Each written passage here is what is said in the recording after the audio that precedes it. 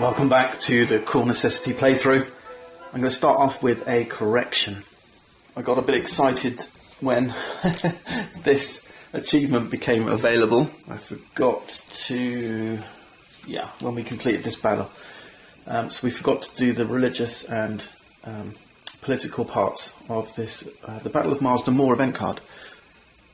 Puritanism got a +1 die roll modifier.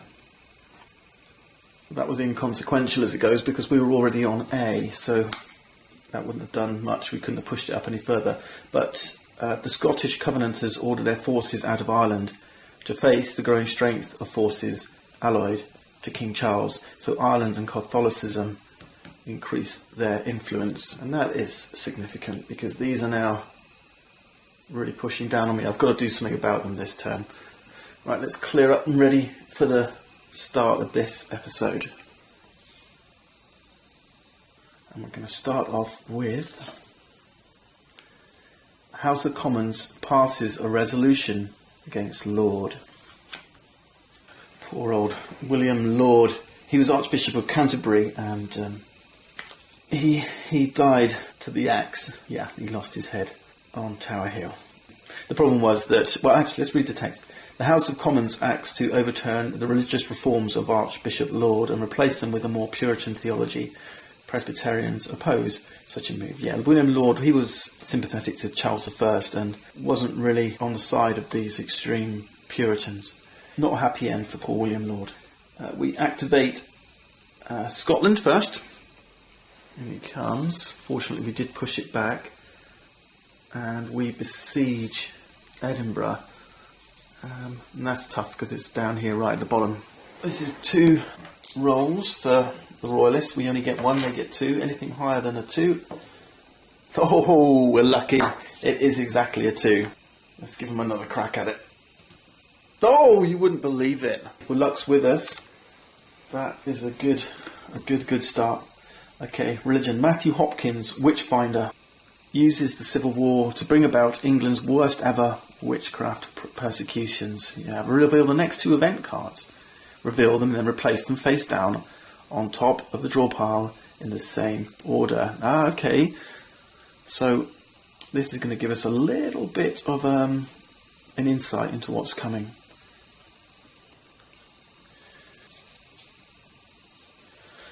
Have a look. So we've got unrest in London coming up.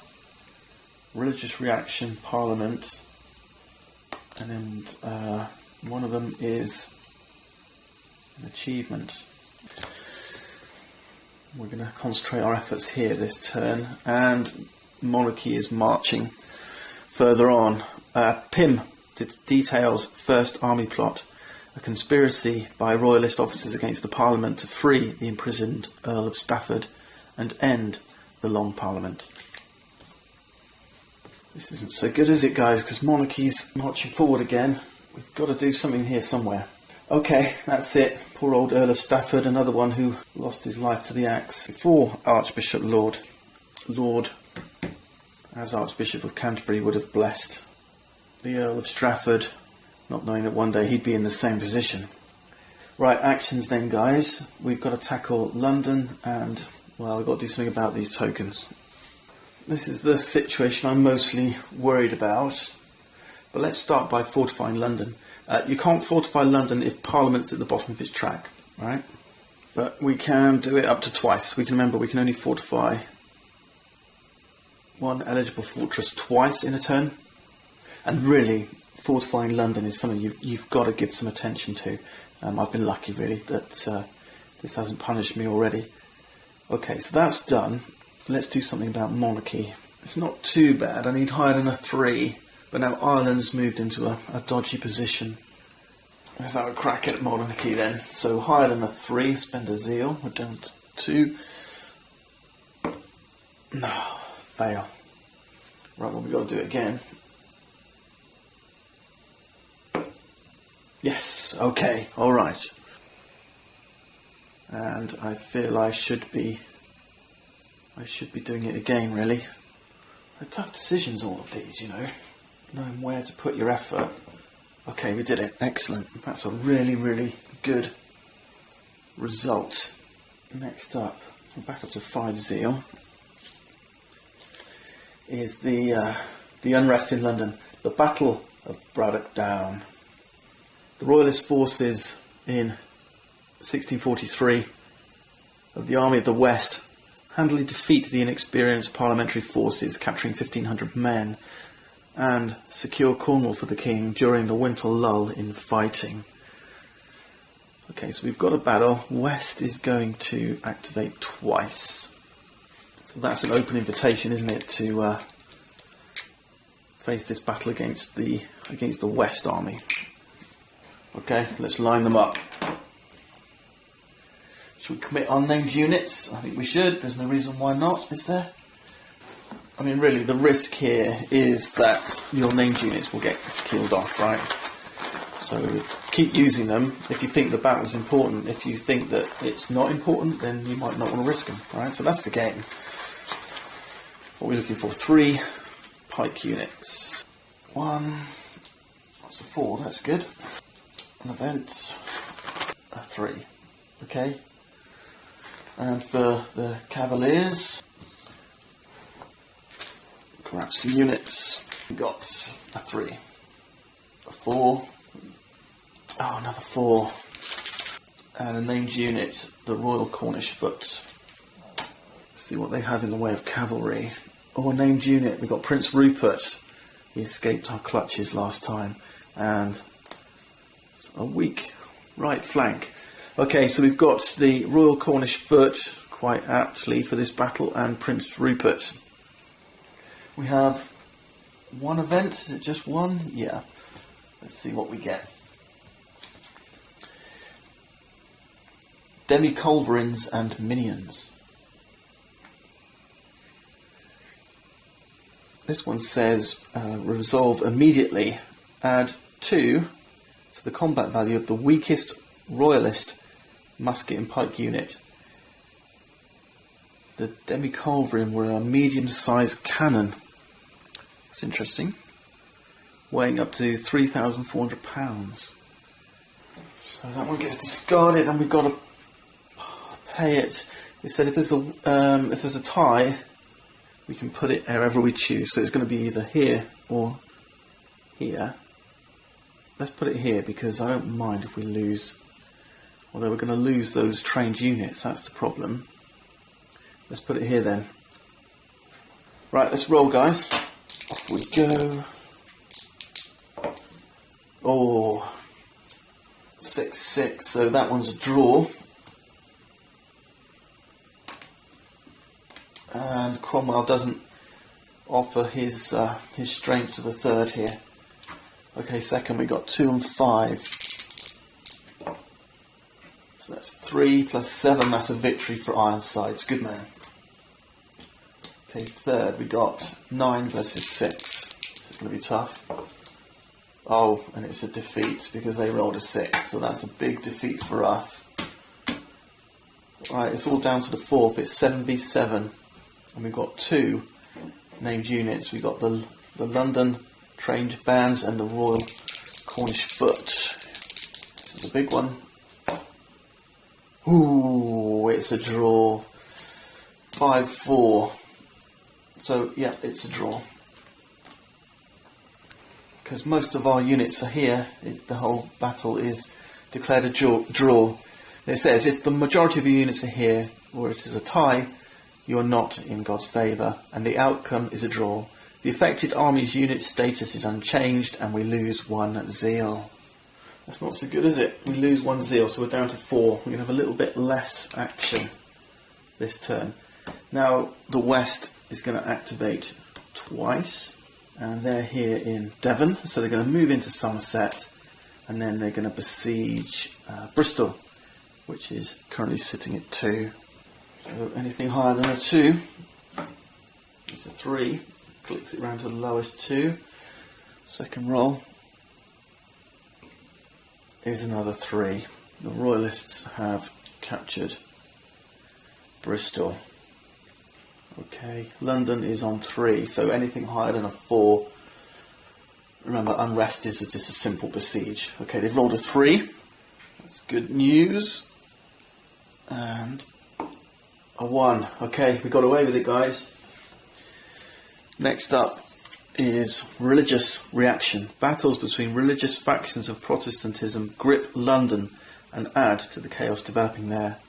Puritans refuse to surrender religious control to the Anglicans. Okay, this one is interesting because we have to look at Catholicism and Puritanism. If either one is in the A or B spot, they move this way. If either one is in the F or D, they go that way. And if they're in the C spot, which is where Catholicism is right now, nothing happens. So Catholicism stays. Unfortunately, I'm moving Puritanism down from A to B. Okay. Politics. Social unrest begins in London as various factions form and pamphlet the streets. Radical groups like the Levellers and the Diggers emerge to gain a voice in politics. Okay, so this one's interesting. These guys were a bit tricky for us because there's widening divisions now within Parliament. We see the emergence of agitators, independents, who are pressing for political reform. What do we do about this Charles I guy? Anyway, this division within Parliament is giving us a bit of grief. So Parliament's heading down the track. What we want to do is keep our eye on pushing monarchy up, because we need a monarchy in the A spot, don't we? But we've got to look at Bristol as well. We've got to try and take Bristol back. And the problem is that we've got a royalist army down in Somerset now, and you cannot besiege an enemy fortress if there's an army here. You've got to push the army back first. So I can use a zeal point. I don't think there's any point putting the marker on for a DRM. No, let's just try and do it twice if we need to. So let's push the west back. No, we failed. Try again. Or deal with those political tracks. Let's try and push... well, it's the same odds, isn't it? It's the same odds, but we need monarchy back up. We only need to push him up one spot for an A. We need higher than a 4. Let's do it. Higher than 4. Yes! Alright! Monarchy's in the A zone. Now we need Parliament in the A zone and we're there. That's tougher. But with rolls like that, we need higher than a 4. We've got 2 shots at this. So that's 2 in 3 chance, is that right? Yeah. Oh yes, we got it. Good dice rolling, guys. If we can push this up one more time, we're set for next turn, aren't we? Where's the danger, though? We're only going to have 4 zeal again, aren't we? Because of Bristol being gone. Let's try and push this army back. Okay, we need a 5 or a 6 on this roll. That's my final zeal. Yes, we did it! You're back in Devon. Okay. Back up to 4 zeal. That's right. We've lost Bristol. Let's draw another card. And it is an achievement. Committee of both kingdoms. We need monarchy greater than or equal to B. We've got Edinburgh should be in parliamentary hands, which it is. Scotland greater or equal to than C. Scotland's down here in D right now. And Parliament at B. Okay, so this one is a potential. Oh, that's a shame. We should have tried to push Scotland up. Alright, never mind. Okay, let's call this the final event for tonight. It is the Battle of Turnham Green. This one says, 1642, after a series of royalist victories, parliamentary forces defeat King Charles's army and save London. Royalist forces withdraw to Oxford and take up winter quarters. So we're going to have a battle, and the north and west are both going to activate. Okay, well let's try and knock out the west again. Okay, let's put our named units in. We're all good still. I'm going to put these ones up here this time. Grab our cavalry for the Royals, and we'll set up some pikemen. A 2 with an event. A 1. Hey, that's more like it. A 5. Ooh. And a 3. Okay, what have we got? A 5. Nice. A 2 and an event. And a 3. Alright, so it's not so good in 4th, is it? Let's see what cavalry units come into play. We've got Prince Rupert again. And a 3. And we've got 1, 2, 2 events. So what do we get? I've got a resolve them immediately one. And another resolve immediately. Okay, we've got resolved these however we wish. Let's see. Duke Dongheim style. Resolve immediately. Add 2 to the combat value of the weakest royalist cavalry unit. Right, well, that's easy enough. Plus 2 down here. That's levelled up with Ironsides. And London Regiment mutinies. Resolve immediately. If the London Trade Bands units is deployed, yes, immediately place it in the recovery box and draw another Parliamentary Musket and Pike unit to take its place. Okay, that's not so good, is it? Let's see what we get. I thought I was looking pretty then for a while. It's a 3. Okay, not too bad. Right, let's roll them. So it's 5v6 in the Cromwell. Do I want to? Yes. I'm going to spend a zeal and grab this guy. I don't see any point in using them for their DRM, but definitely for their strength. Okay then.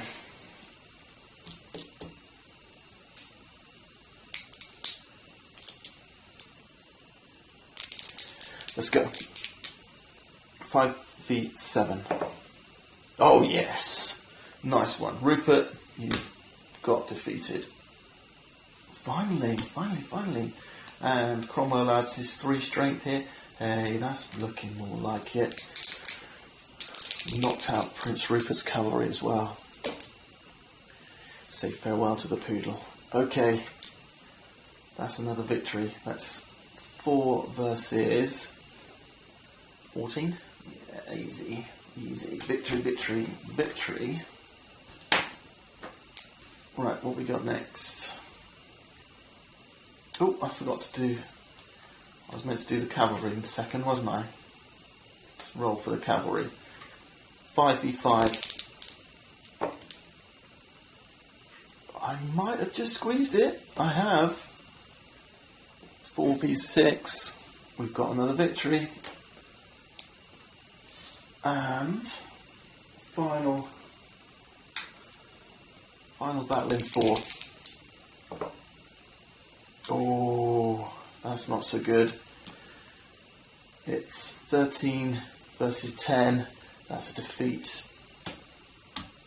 But we've pulled out a victory. There's 4 units here. There's 2 units here. We've got 1 benefit point because we've got 4 units here. Yeah, 1 above 3. We've got 1 benefit point to spend, so that's plus 1 zeal point. Well, that's pretty neat because that paid for itself, didn't it? I'll go back up here. I'll go back to the bag, and of course, the effective army is disordered. I like that a lot. So we turn over the west to its disordered side. Prince Rupert, you're removed from the game, I believe. If the majority of your units are here, blah blah blah blah blah. Deadly outcome. Oh yeah, we have to roll a die. Let's see what we get. It's a 3. That means it's in the recovery box. So Prince Rupert has managed to sneak away from the battlefield once more. Let's get back to our event then. So we activate the north now and we activate the west. Of course, so they're no longer disordered. They're not going to be easy to push away. But they're in Devon, right? Yeah. And north moves into York. Now this one's interesting. The clubmen had more deeply than many other parts of the kingdom tasted the miseries of this unnatural intensive war, Roll a die and place a clubman marker as follows. The clubmen were local vigilantes fed up with the armies of the royalists and the parliamentarians. Okay, let's roll that die. 3, so it's going to York. These are the 4 clubmen. So we're going to have to draw one of these tokens randomly. And we'll place it here in York. We'll come back to those guys in a minute, or maybe in a minute when we've got to deal with them. Okay. Next up. Charles makes Oxford his new capital and commences improving its fortification. King Charles benefits from strong support in the areas west and southwest of Oxford. Hey, this doesn't normally happen here, does it? Besiege or fortify Oxford twice. Okay. Oxford is already at maximum strength in royalist hands. So we can't besiege it anymore, but there's a penalty for that. And we've got to do this penalty twice because this event card's told us to fortify Oxford twice. The penalty is you lose a zeal point, alright? So if you have to fortify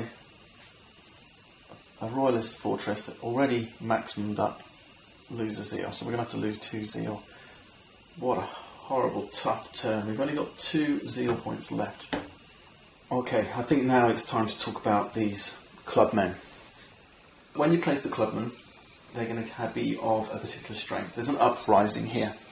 Now this revolt, this uprising, has a significant effect on what we can and cannot do here. It acts like a fortress, okay, so we've got to besiege it in the same way that we besiege a fortress. Now remember, we can't besiege a fortress if there's an army here. The same applies to these clubmen. Okay, so the first thing we've got to do is push this army back to Chester. Next, if we manage to achieve that, we can no longer fortify or besiege a fortress or campaign against the army in that region until we've dealt with an uprising in that region. If this army proceeds beyond Hull, beyond the uprising, then this is no longer eligible, right? Because it's behind enemy lines. Remember, the army has to be a higher numbered region, right? So, in this instance, we can continue to push the army back, alright? So this acts just like a fortress, okay? Just like a fortress, but it's stopping us instead of stopping this army, really, okay? So our first action here should be to try and push this army back and then get rid of the uprising. Until we do that, the guy can just march on through, okay? Problem is we've only got 2 zeal points, and I do want to try and push Ireland up if I can. So let's spend 1. No, not Ireland. Scotland. Sorry, Scotland. I want to push Scotland up. Higher than a 3. Okay, 4 or more. So let's try for this. 4, 5, or 6, please. Yes. Okay. All right. The reason why that was important because that's one of the requirements here. Parliament at B. Yes. Scotland, Great and Equal C. Yes. Edinburgh in our hands. Monarchy, Great and Equal B. We're looking good on the committee of both kingdoms. Okay, we've got 1 zeal left. I'm not quite sure what to do here. Everything else is a little... Yeah. What I'm going to do is I'm going to save that zeal because things are not pretty. I'm going to save this 1 zeal point for the next turn. I don't know. I'm hoping that something somewhere is going to swing in our favour. And if I save it, I can grab that achievement before anything else disastrous happens. Yeah. Okay, let's do that. Alright, so end of turn. We only get 4 zeal because we've lost Bristol. Up to 5. Okay, join me next time as we continue Cruel Necessity.